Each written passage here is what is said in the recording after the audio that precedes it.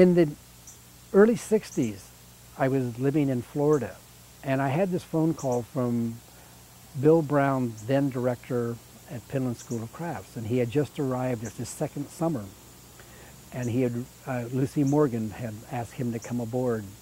And so he said, Bob, I understand that you do jewelry, and would you, I'm in North Carolina at this Penland School of Crafts. I don't know if you heard about it, but I know about you through a person who taught weaving here, and would you like to come and teach a jewelry class? And I said, oh, I'd love to. So I took the journey for 2 weeks. Upon arriving, it was very interesting because there was weaving and there was ceramics and there was photography and there was jewelry and there was stone carving. And after my 2 weeks of being bathed in this wonderful opportunity, he said, look, what are you doing the rest of the summer? And I said, well, I'm going back to Florida. He said, oh, it's so hot there, so we have plenty of space. Would you like to stay on and work in the studio? Our next class is going to be enamels, and she lives down the road, and there's plenty of room.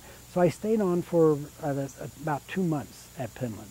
So that was my first really introduction to North Carolina.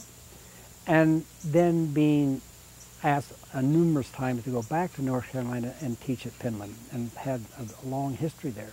So whenever I had that opportunity to come back to North Carolina, the western part of the state and its culture of passion about the crafts, I said, wow, what a wonderful state that seems to thrive, and the old and the new and exchanging of ideas. And of course, Penland was this hotbed for this crossover.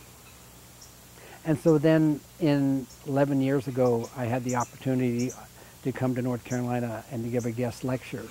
And lo and behold, now find Lita and I living here. And it's been a wonderful, I guess, return to, but also to feel very much a part of the state and very much a part of the arts that go on in North Carolina, and the importance that the crafts and the arts have, as well as the music, but particularly the crafts. It is a stellar, it is a footprint. Many states look at what has happened in North Carolina, the economics of what the artists bring, the financial growth to our studios, as well as what we do in the sense of when the tourists come, everybody goes away with a coffee mug or enjoys going to a studio to visit.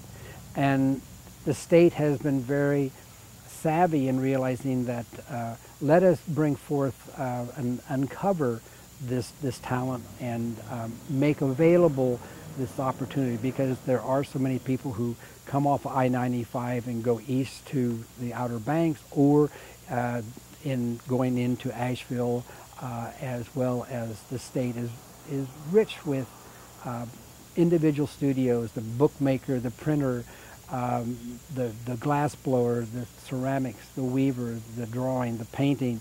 So it's wonderful that the state continues to raise the flag and celebrate the creative voice that is here.